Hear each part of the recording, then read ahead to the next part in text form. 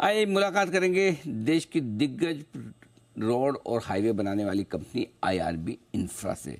देश की सबसे बड़ी इंटीग्रेटेड प्राइवेट टोल रोड और हाईवे इंफ्रा डेवलपर कंपनी है ये। भारत में भारतीय टीएटी क्षेत्र में करीबन 38% मार्केट शेयर रखती है। 12 राज्यों में 27 प्रोजेक्ट्स हैं इस कंपनी के पास में। इसके अलावा हाईवे प्रोजेक्ट्स हैं, एयरपोर्ट प्रोजेक्ट्स हैं और कंपनी के पास लगभग 820 फास्ट टैग लेन वाले 72 टोल प्लाजा हैं। बाजार बंद होने के बाद कल आए थे नतीजे 3:40 पर। नंबर्स मैं आपके सामने रख देता हूं जल्दी से। आय 27% बढ़कर आई है, 2061 करोड़ पर पहुंचा है आंकड़ा। कामकाजी मुनाफा 17% बढ़ा है, 890 करोड़। मार्जिन थोड़े से घटे हैं, 46.8% से 43.2% और मुनाफे में रही है बढ़त 45% की, यानी कि नंबर्स दिख रहे हैं मजबूत आपको इस वक्त कंसोलिडेटेड बेसिस पर। आइए मुलाकात करेंगे कंपनी के investor relation director Anil Yadav साहब हमारे साथ कार्यक्रम में शामिल हो रहे हैं। पेशे से चार्टर्ड अकाउंटेंट है और 20 साल से ज़्यादा का गहरा लंबा अनुभव है यादव साहब का। सर बहुत बहुत स्वागत है आपका, धन्यवाद हमें समय देने के लिए। मार्जिन्स पर मैं आपसे बात करूंगा, उससे पहले रेवेन्यू, कामकाजी मुनाफा तीनों में अच्छी ग्रोथ दिखी है। क्या वजह रही है इस तिमाही में अच्छे नंबर्स के पीछे, बताएं सर। धन्यवाद अनिल जी। मुनाफे में बढ़ोतरी हुई है, इनकम बढ़ी है। टोल बिजनेस में अगर आप देखेंगे तो ऑलमोस्ट 20% का ग्रोथ था और कंस्ट्रक्शन बिजनेस में भी हेल्दी ग्रोथ रही है। और एबिडा, सिंस हम दो सेगमेंट में ऑपरेट करते हैं, कंस्ट्रक्शन की मार्जिन अराउंड 23 to 25% के आसपास होती है और टोल बिजनेस में मार्जिन जो होती है 85 to 88% होती है। तो जो मिक्स जब चेंज होता है तो थोड़ा मार्जिन में मतलब डिप दिखता है, बट अगर आप सेगमेंट वाइज देखेंगे तो मार्जिन दोनों सेगमेंट में मेंटेन रही है। और प्रॉफिट देखेंगे तो ऑलमोस्ट 45% से बढ़ा है। और प्रॉफिट के अंदर वन टाइम इम्पैक्ट, जो नेट इम्पैक्ट था वन टाइम एक्सपेंडिचर का, वो रफली 54 करोड़ के आसपास था। अगर उसको हटा के देखते हैं तो प्रॉफिट 240 करोड़ के आसपास दिखता है, विच इज रफली 87% higher than the corresponding quarter of the last year. बहुत ही मजबूत, अगर एडजस्टमेंट के बाद देखेंगे तो मुनाफा और भी ज़्यादा होता। फिर मार्जिन्स जो थोड़े घटे हैं 3-3.5% के आसपास के, उसकी क्या वजह है और आगे चलते हुए मार्जिन्स किस तरह की उम्मीद रखी जाए? तो सर मार्जिन अगर सेगमेंट वाइज देखेंगे तो बीओटी में भी मार्जिन मेंटेन थे और कंस्ट्रक्शन में भी मेंटेन थे। सिंस कंस्ट्रक्शन में रेवेन्यू ज्यादा बढ़े थे और कंस्ट्रक्शन की मार्जिन अलग होती है, इसकी वजह से वो ब्लिप दिखता है। बट सेगमेंट वाइज देखेंगे तो मार्जिन मेंटेन्ड है और आगे चलते हुए भी मार्जिन मतलब 45% के आसपास रहने की उम्मीद है।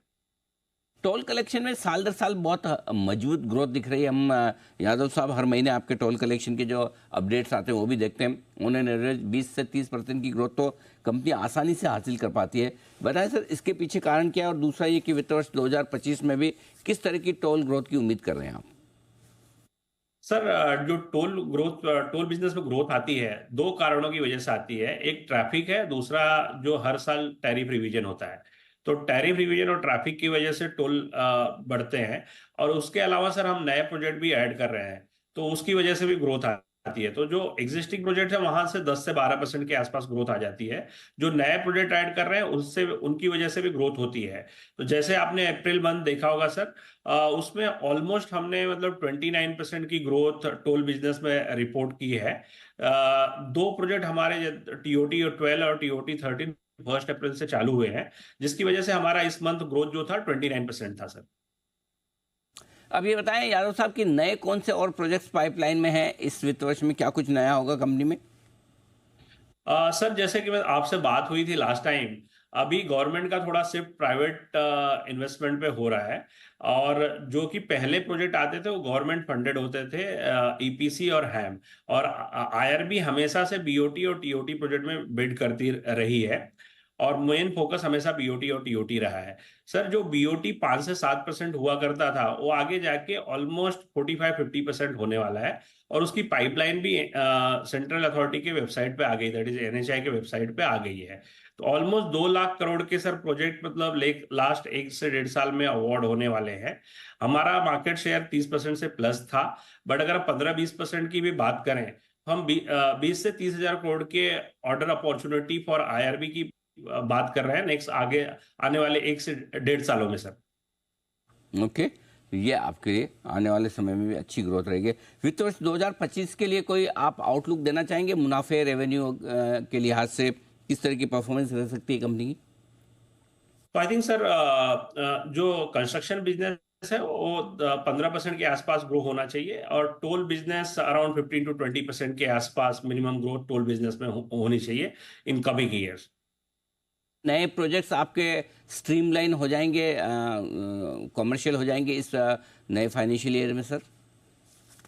सर 2 प्रोजेक्ट हमने ऑलरेडी शुरुआत कर ली है, और सर अगर आप देखेंगे तो मतलब हमारे पास एक गंगा छोड़ के बाकी सारे प्रोजेक्ट टोल जनरेटिंग है, जो कि 4 से 6 लेन के प्रोजेक्ट होते हैं। उसमें मतलब पहले जब आप कंस्ट्रक्शन स्टार्ट करते हैं तो आप 75% टोल कलेक्शन करते हैं। एक बार कंप्लीशन होने के बाद उस पर 100% टोल कलेक्शन स्टार्ट हो जाएगा। तो पालशित धानकुनी का इस ईयर एंड के पहले मतलब 100% कंप्लीशन होगा, तो वहां टोल रेट 75 से 100% बढ़ता हुआ दिखेगा। और सामखली सर और 1 साल लेगा to almost 1.5 years to complete the project, as we have started the project in December only. तो आई थिंक ये 2 प्रोजेक्ट कंप्लीट होंगे। ये प्रोजेक्ट इस साल कंप्लीट होगा, सामखली नेक्स्ट फाइनेंशियल ईयर में सर। परफेक्ट। बहुत बहुत धन्यवाद यादव साहब समय देने के लिए और अपने नजरिए पर धन्यवाद। विस्तार से हमारे दर्शकों से बातचीत करने के लिए। अनिल यादव साहब IRB इंफ्रा से बताते हुए कंपनी की दमदार परफॉर्मेंस और आगे वित्त वर्ष 2025 के भी मजबूत आउटलुक के बारे में। आइए